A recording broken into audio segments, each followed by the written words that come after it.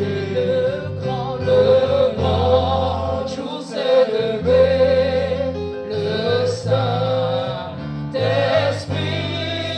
est là.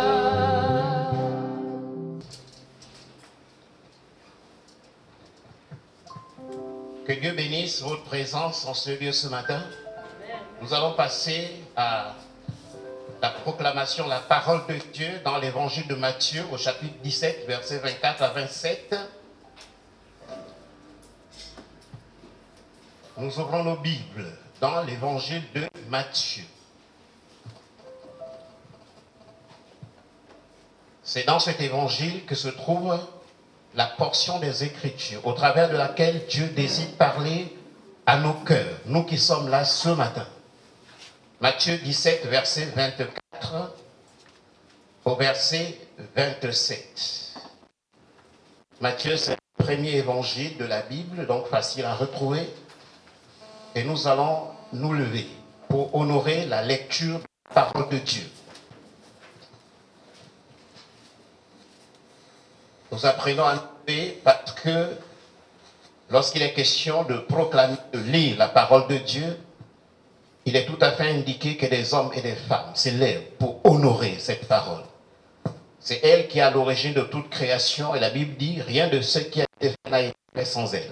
Matthieu 17, versets 24 à 27.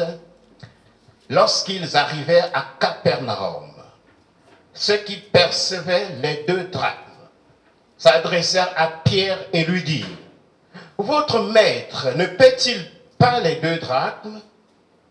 Oui, dit-il. Et quand il fut entré dans la maison, Jésus le prévint et dit: que t'en semble, Simon? Les rois de la terre, de qui perçoivent-ils des tributs ou des impôts? De leurs fils ou des étrangers? Il lui dit: des étrangers. Et Jésus lui répondit: les fils en sont donc exempts.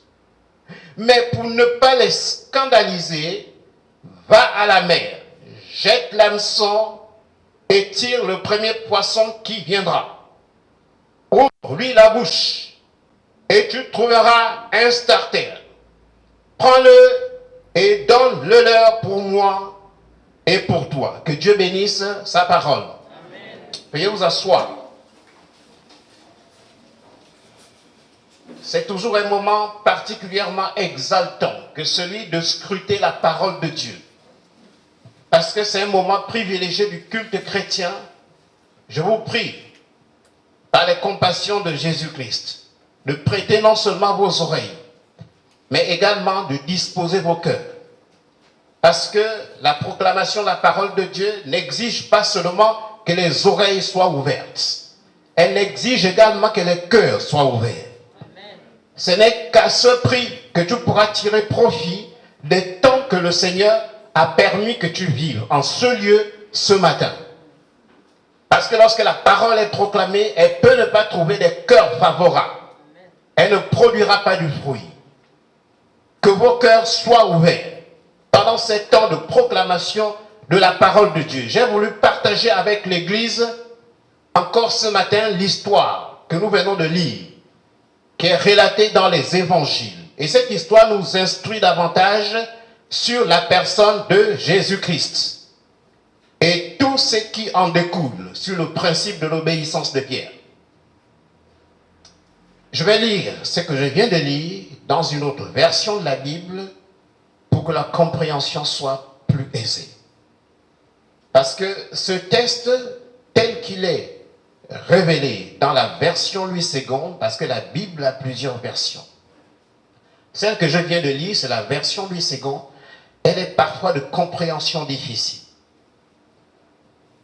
Si déjà tu ne comprends pas la lecture, la compréhension de la prédication risque d'être difficile. C'est pour cela que j'ai résolu de lire encore la même référence dans une autre version de la Bible que j'estime de compréhension plus claire. Au moment où il entrait à Capernaum, les agents chargés de percevoir l'impôt pour le temple vinrent trouver Pierre et lui demandèrent, « Est-ce que votre maître ne paie pas l'impôt du temple ?» Mais si, répondit-il, il le paie. Quand Pierre fut entré dans la maison, Jésus prenant les devants lui demanda, « Qu'en penses-tu, Simon ?» Simon, c'est l'autre nom de Pierre, l'un des apôtres de Jésus, l'un des 12. À qui les rois de la terre font-ils payer des taxes et des impôts? À leurs enfants ou aux étrangers? Aux étrangers, répondit Pierre. Donc, reprit Jésus, les enfants en sont dispensés. Verset 27. Toutefois, ne choquons pas ces gens-là et ne leur causons pas de difficultés. C'est pourquoi tu vas descendre au lac et lancer ta ligne à l'eau. Tu attraperas le premier poisson qui mordra, tu lui ouvriras la bouche, tu y trouveras une pièce d'argent. Voilà, et donne-la aux agents en paiement de l'impôt pour nous deux. Que Dieu bénisse sa parole. Amen. Pierre se retrouve ici en face de ce qu'on appelle les percepteurs de l'impôt du temple. Il y avait un impôt qu'il fallait payer au temple. Et le principe, c'est que les redevables, c'est-à-dire ceux qui doivent payer cet impôt, c'était des étrangers, pas des nationaux. Mais en se référant à l'histoire que nous venons de lire, c'est de façon tout à fait volontaire que le Seigneur va consentir à payer cet impôt du temple, dit-il, pour ne pas les scandaliser. Il voulait bien payer cet impôt, écoutez-moi bien, mais les moyens leur faisaient défaut. C'est ça. Quand je dis ça, je restitue simplement intellectuellement ce que nous venons de lire. Ça, tout le monde peut le faire. Chrétien ou païen, c'est la compréhension de ce qui est écrit ce matin. Maintenant, écoutez ce que Dieu désire proclamer à l'Église ce matin. C'est que Dieu désire que des hommes et des femmes rachetés par son sang comprennent. Parce que ici, la Bible nous révèle un attribut de Dieu. Un Dieu qui sait tout. Un Dieu qui connaît tout. Vous savez, il n'y a aucun coin de l'univers qui soit caché à notre Dieu. Il n'y a aucune pensée dans le cœur de l'homme qui soit cachée au Dieu qui nous rassemble ici ce matin. C'est qu'au moment où je suis en train de parler, Dieu connaît les pensées qui défilent dans ton cœur. Il n'y a rien qui lui soit caché. Il connaît toutes choses. Ce que tu as fait ce matin, ou hier soir, ou avant-hier, ou il y a 2 ans, tout comme ce que tu feras demain, après-demain ou dans 2 ans, Dieu connaît. La situation que tu as traversée il y a peut-être 1 an, ou celle que tu traverseras dans 1 an, Dieu la connaît. À partir de là, je suis rassuré de donner ma vie à un tel Dieu. Parce qu'il n'y a rien qui lui soit caché. Il connaît toutes choses d'avance, comme toutes choses cachées, il connaît cela. Aucune pensée ne lui est cachée, même la pensée qui n'est pas encore montée dans le cœur de l'homme. C'est que ce qui sera demain ton sujet de réflexion, ou beaucoup plus tard, Dieu le sait, mais toi tu ne le sais pas encore. C'est un Dieu omniscient qui a donné des ordres à Simon-Pierre, qui manquait de moyens pour satisfaire aux besoins liés au paiement de l'impôt du temple. Qu'est-ce qu'il dit? Verset 27. Va à la mer, jette l'hameçon et tire le premier poisson qui viendra. Ouvre-lui la bouche et tu trouveras un starter. Prends-le et donne-le leur pour moi et pour toi.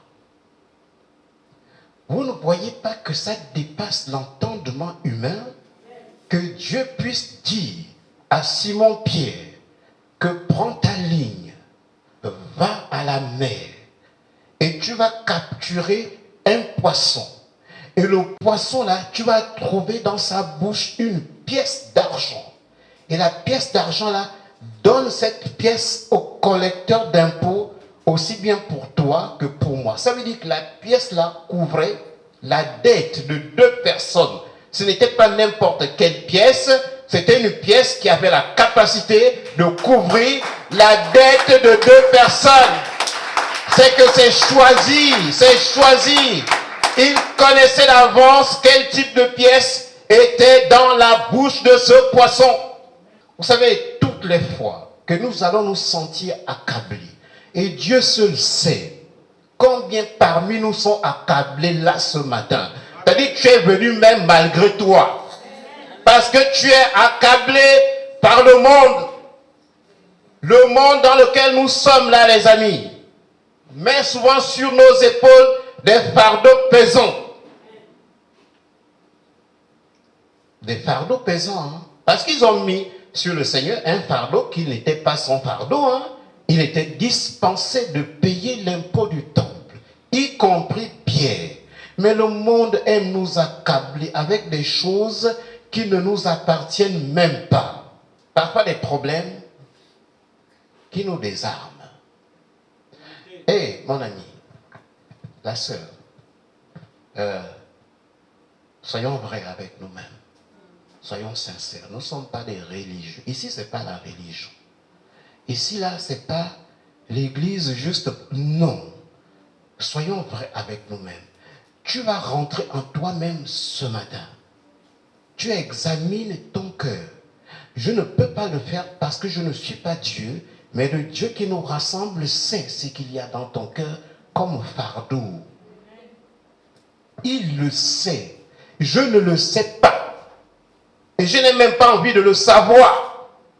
Parce que je ne suis pas la solution à ton fardeau. La solution à ton fardeau, c'est Dieu lui-même.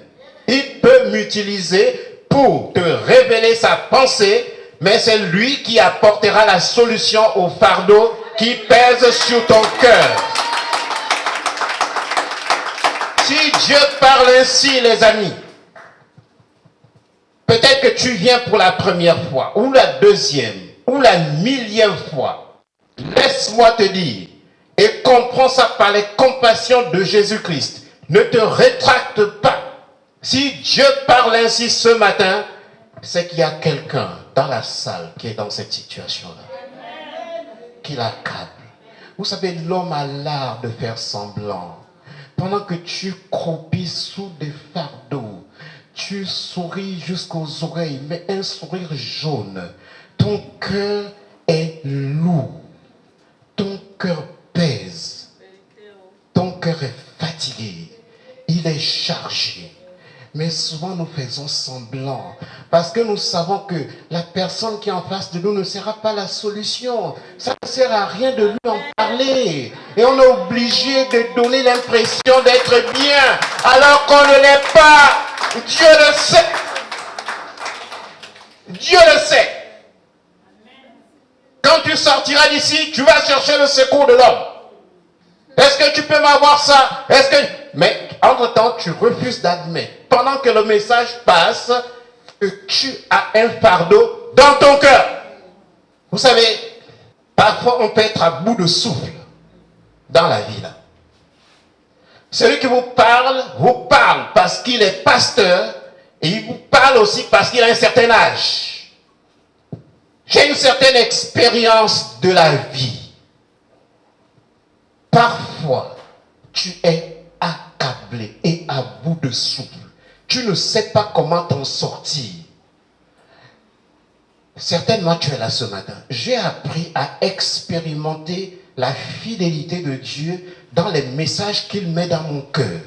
Par la suite, il se révèle que Dieu ne parlait pas en vain c'est parce qu'il y avait une personne, deux ou trois qui étaient dans cette situation-là. Dieu ne parle pas en vain, ce n'est pas pour orner un culte.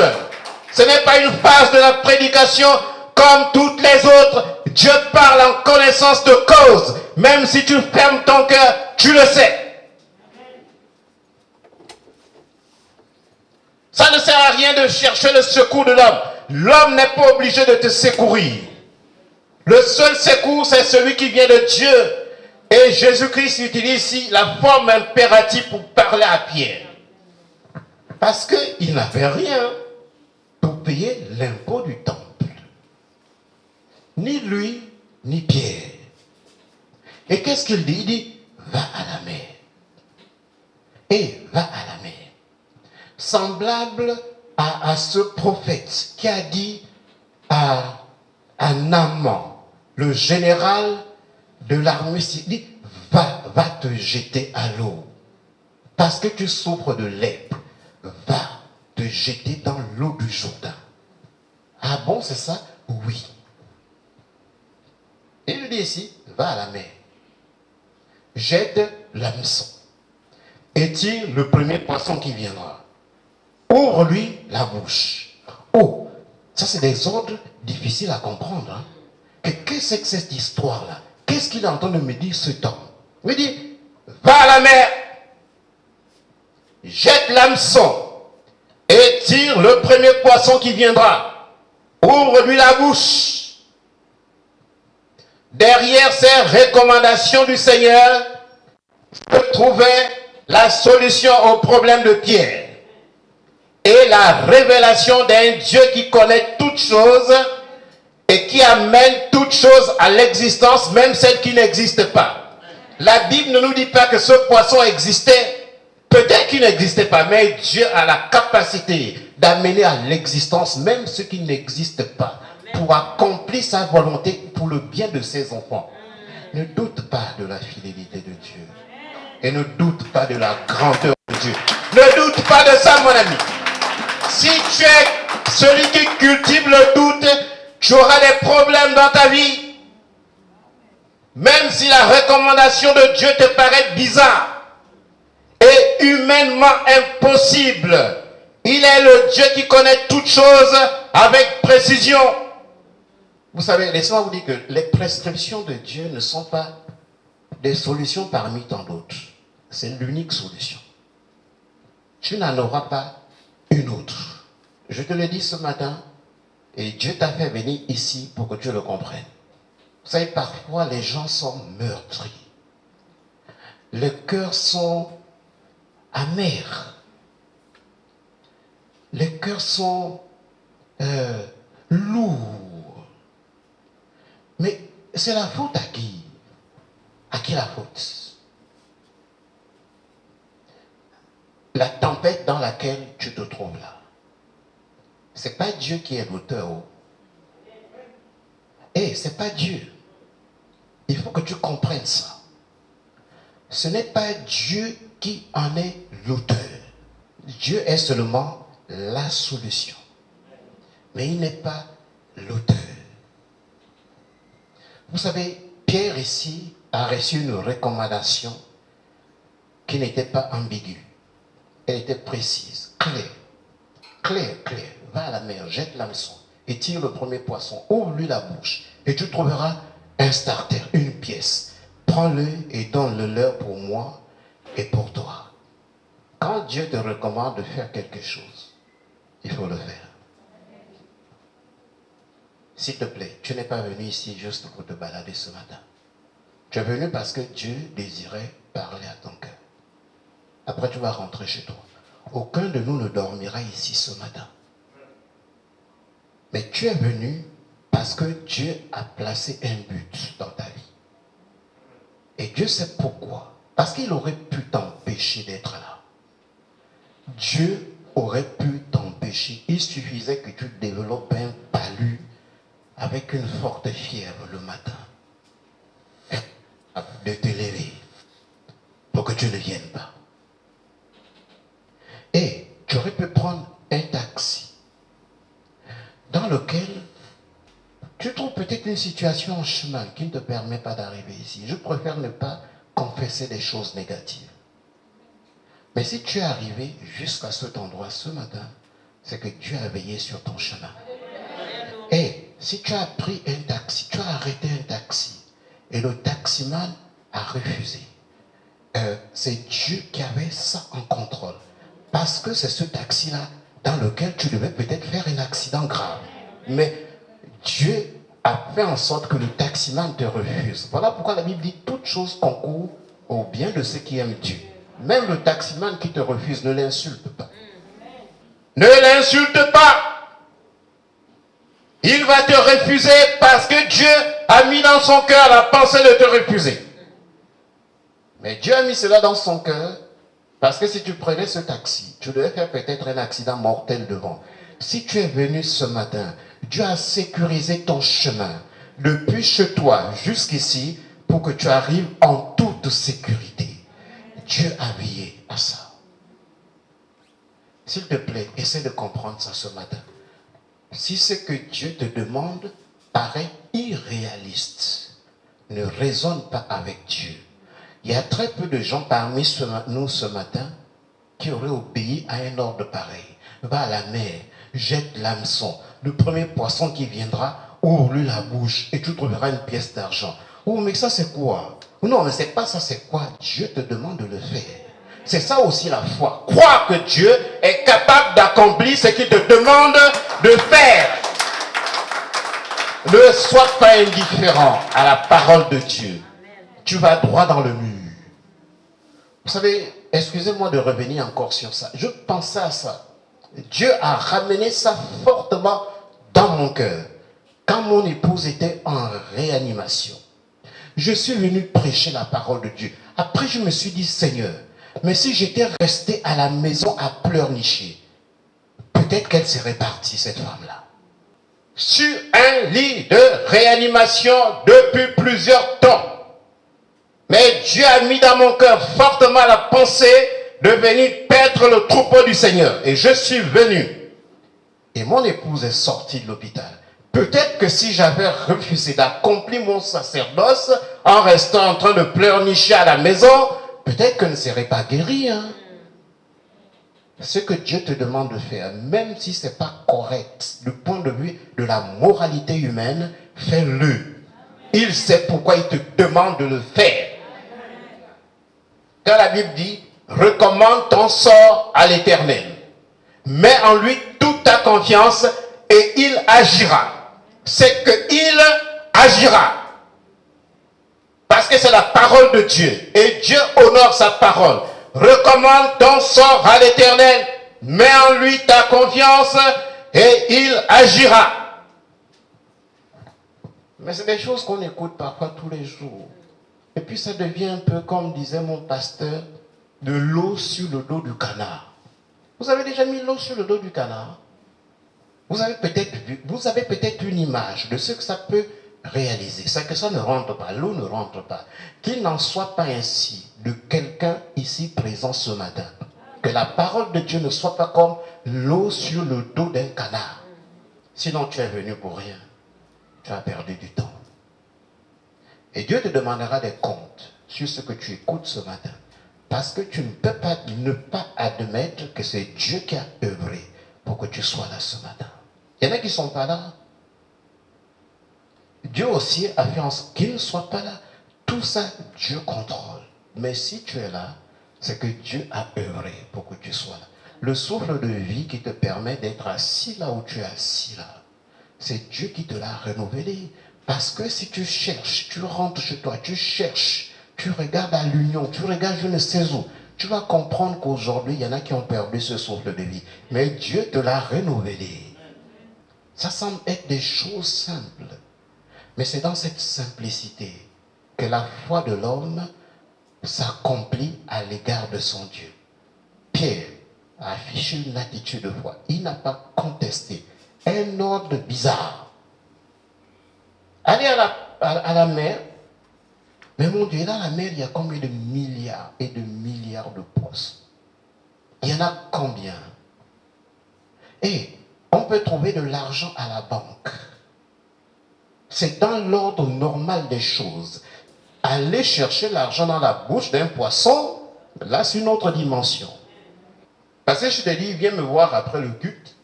Et puis je te dis, bon, tu vas chercher dans un congélateur à Montbouette, le premier poisson que tu vas acheter, tu n'iras même pas. Tu vois, moi j'ai des problèmes, il me dit des choses qui n'ont pas de sens comme ça. Non, c'est des choses qui ont un sens. Parfois, la Bible dit que le royaume de Dieu est pour les petits-enfants ou pour ceux qui leur ressemblent. À cause de quoi? Parce que le petit enfant, lorsque tu lui dis, viens, il y a un bonbon. Viens prendre le bonbon là, c'est là, dans la main. Un enfant de 3 ans, un enfant de 2 ans, il ne va pas commencer à dire, mais je ne t'ai pas vu aller chez le malien, chez le boutiquier, mais ce n'est pas possible. Est-ce qu'il y a vraiment... Non, il viendra. Voilà pourquoi la Bible nous recommande d'être comme des petits-enfants, obéissant aux recommandations du Seigneur. Si tu ne fais pas ça, tu risques de passer toute ta vie dans une posture d'amertume et peut-être de terminer ta vie loin de la présence de Dieu. Parce que Dieu a dit qu'il connaît les projets qu'il a pour nous, projets de paix et non de malheur, pour nous donner un avenir et de l'espérance. Dieu veille sur nous aujourd'hui, il veut veiller sur nous demain. C'est ce Dieu que nous enseignons ici à la communauté des rachetés, que nous prêchons ici. C'est ce Dieu-là. Je ne parle pas parce qu'un pasteur doit parler. Je parle parce que j'ai expérimenté la fidélité de Dieu dans ma vie. Et je veux vous le proclamer avec conviction et sincérité de cœur. Je ne peux rien faire d'autre que de vous supplier par les compassions de Jésus-Christ de croire que Dieu est fidèle. Vous savez, parfois, c'est peut-être parce que vous ne lisez pas la Bible. Il y a une histoire dans la Bible où quelqu'un disait, mais où sont les miracles dont on dit que Dieu est capable d'accomplir? Mais qu'est-ce que Dieu a pu faire dans nos vies? Regardez comment nous sommes. Je suis en train de traduire de façon générale la pensée. Nous aussi, il arrive des moments. On s'est dit, depuis que je suis né, on ne fait que me parler de Dieu. Depuis que je suis né, j'entends toujours parler. On me dit de prier. J'ai prié, j'ai prié, j'ai prié. Rien ne s'est accompli. On m'a dit de louer le Seigneur dans les problèmes. J'ai loué le Seigneur. Rien ne s'est accompli. C'est que le calendrier de Dieu n'a rien à voir avec le calendrier des hommes. Il existe dans la vie d'un homme, dans sa relation avec Dieu, ce qu'on appelle le temps favorable. Le temps kairos. Ce temps existe et il viendra au temps fixé par Dieu lui-même. Si tu gardes l'espérance, parce que Dieu connaît ton cœur, le temps favorable existe. Ça ne sert à rien de cultiver l'amertume. La culture de l'amertume et de la déception n'a jamais fait avancer un homme ou une femme. Reste debout. Dieu connaît toutes choses. Il n'y a rien qui soit hors de contrôle de notre Dieu. Il n'y a rien du tout. Il n'y a rien. Je parle parce que j'ai expérimenté ce Dieu-là. Dans des situations extrêmes. Vous savez, quelqu'un qui se retrouve en réanimation et dont le pronostic vital est engagé, l'argent ne suffit pas pour rétablir la personne. Là, il faut la main de Dieu. Surtout quand tu as autour de toi d'autres exemples d'évacuation sanitaire en avion médicalisé qui se sont soldés par le décès de la personne. Tu ne vas pas t'engager dans les évacuations sanitaires. Tu vas lever les mains au ciel. Et lever les mains au ciel est plus puissant que de faire une évacuation sanitaire. Parce que Dieu contrôle toutes choses. Et excusez-moi, je ne vais pas vous choquer. J'aurais pu le faire. Je peux me taper un avion médicalisé. Je vous le dis. J'aurais pu le faire. J'ai les moyens pour le faire. Ce n'est pas l'église qui m'en donne. L'église ne me paye pas. Et je ne prends pas un centime dans la corbeille de l'église. J'aurais pu le faire. Mais j'ai préféré lever les mains au ciel. Pourquoi? Parce que par le passé, j'ai expérimenté la fidélité de Dieu. Voilà pourquoi, lorsque David s'est retrouvé face à Goliath, il dit: le Dieu qui m'a délivré la part de l'ours et la gueule du lion me délivrera aussi de cet incirconcis. C'est un Dieu de souvenir. C'est l'expérience des situations passées où Dieu a manifesté sa fidélité qui m'ont conduit à faire ce choix. Le choix de la foi. Le choix que Dieu est capable de faire au-delà de ce que je peux penser ou imaginer. Dieu est bon. Si quelqu'un vous a dit Dieu est bon et vous n'avez pas compris, je vais prier pour toi, pour que tu comprennes ce qu'on appelle la bonté de Dieu. Parce qu'il y a des choses qu'on dit tous les jours, on proclame, mais auxquelles on ne croit même pas. Pourquoi? Parce que vous savez, le diable a cette particularité souvent de nous dire: tu vois, tu es dans une situation de détresse, ton Dieu est où? Ton Dieu est où? Il va le faire régulièrement. Mais Dieu ne l'oublie pas. Il a dit: même si une femme qui allait oublie son bébé, moi Dieu, je ne t'oublierai jamais. Marche avec la pensée de Dieu. Marche avec ça. Vous savez, si je ne le faisais pas, peut-être que je ne serais plus debout devant moi. J'ai traversé des moments extrêmes. Extrêmes. Mais j'ai cru en la fidélité de Dieu. Ne conteste pas avec les recommandations de Dieu dans ta vie. Parce que le diable risque d'être ton allié pour que tu ne puisses pas écouter ce que Dieu te dit. Il a dit à Pierre: va à la mer, jette l'hameçon. Et le premier poisson que tu viendras, ouvre-lui la bouche. Tu trouveras une pièce.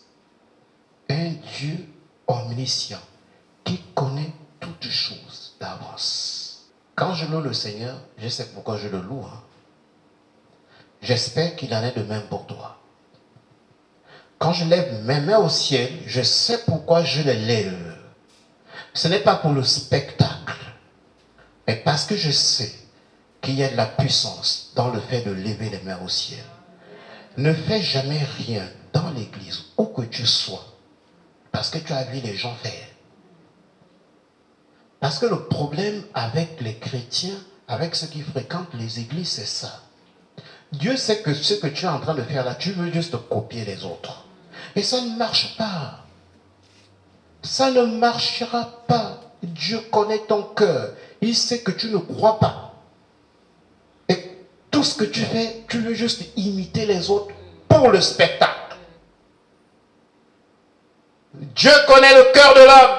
Aucune pensée ne lui est cachée. Comme il connaissait les milliards de poissons qui étaient dans la mer de Galilée lorsqu'il a recommandé à Pierre: va à la mer, jette l'hameçon. Et le premier poisson, le premier, il a dit le premier.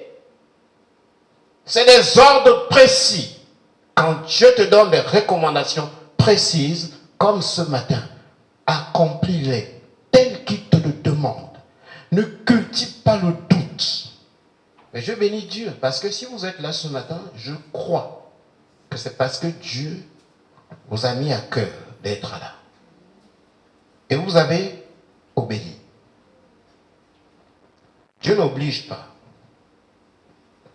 Dieu n'oblige personne. Et si tu as obéi, peut-être parce que tu voulais faire plaisir à quelqu'un, à ton frère ou à ta soeur, je prie pour que Dieu puisse transformer tes pensées de départ en pensées qui l'honorent.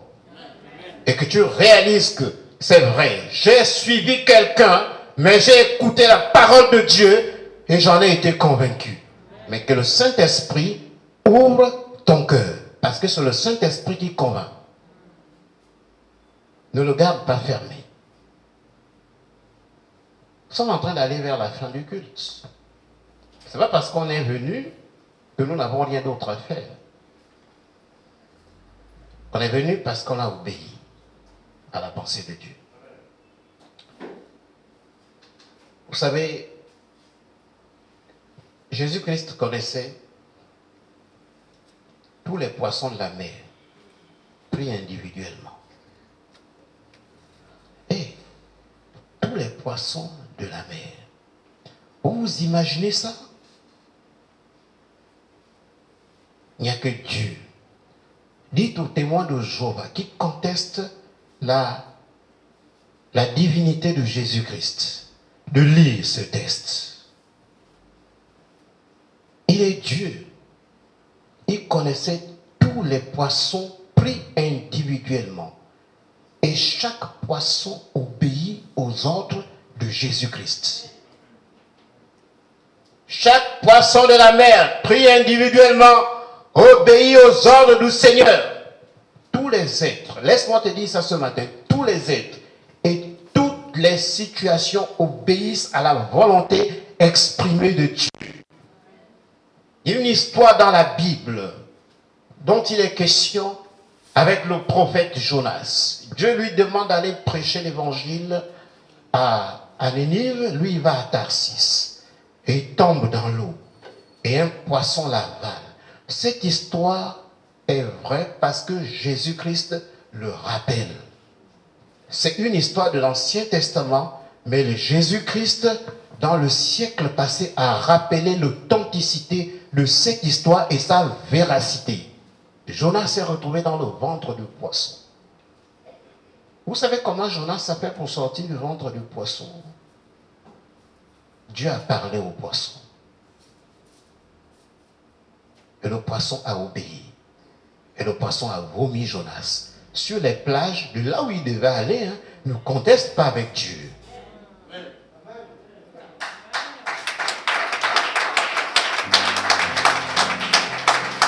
Tu n'es pas obligé d'abord de passer par le ventre d'un poisson pour obéir à Dieu. Tu n'es pas obligé.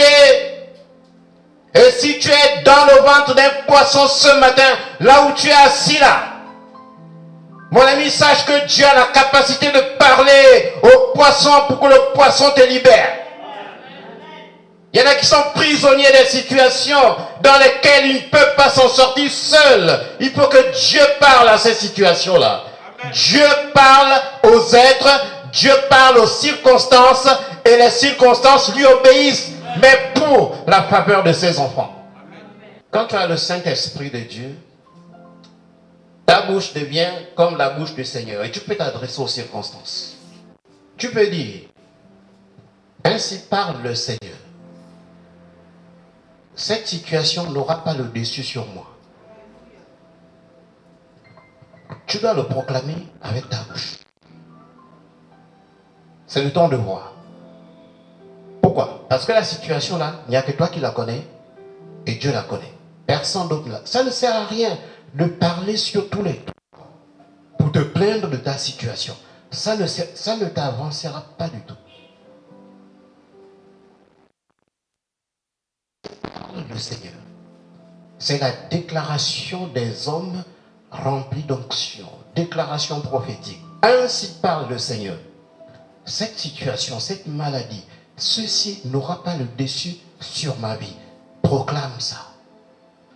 Vous savez, lorsque le temps de Dieu, le temps que tu attends, et tu peux attendre ça pendant très longtemps. Sarah a attendu combien de temps pour avoir un enfant? Beaucoup d'années.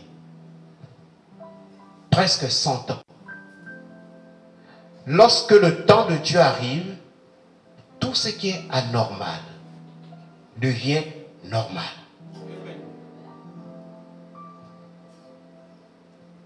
Quand le temps de Dieu arrive, tout ce qui est anormal devient normal, avec un but pour le bien des enfants de Dieu.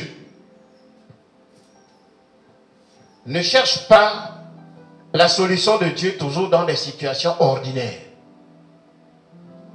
Tu es dans le besoin, il faut que non. Il faut que je dérange l'oncle, il faut que je dérange la tante. Ne cherche pas le secours de Dieu toujours dans des situations ordinaires. Ça, les païens aussi peuvent le faire. Notre Dieu est le Dieu des solutions extraordinaires. Si tu penses que Dieu va te secourir toujours dans des situations ordinaires, tu risques d'être dessus. Tu risques d'être amer. Tu risques d'en vouloir à l'église. Tu risques d'en vouloir au pasteur. Et tu risques de changer l'église. Et tu vas encore changer. Et tu vas encore changer. Et tu vas en changer plusieurs. Mais le problème, ce n'est pas l'église. Le problème, ce n'est pas le pasteur. Le problème, ce ne sont pas les frères. Le problème, c'est ta relation avec Dieu. Comment tu la conçois. Les églises, il y en a plusieurs. Les pasteurs aussi sont à foison. Il y en a, semble-t-il, 4000.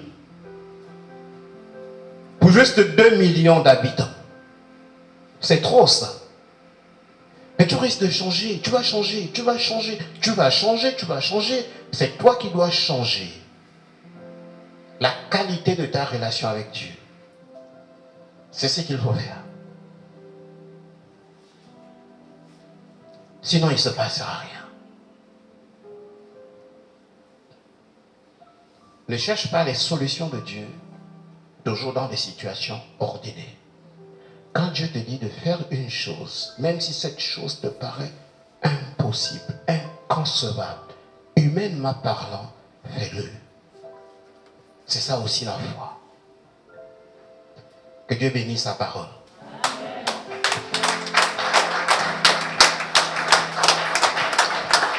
Gloire à toi, Seigneur. Merci pour ta parole et merci pour le Saint-Esprit, mon Père et mon Dieu.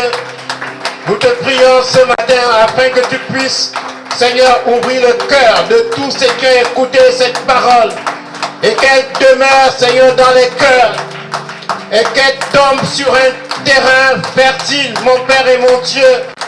C'est ma prière. Nous te bénissons, Seigneur, et nous te glorifions. Au nom de Jésus-Christ. Amen.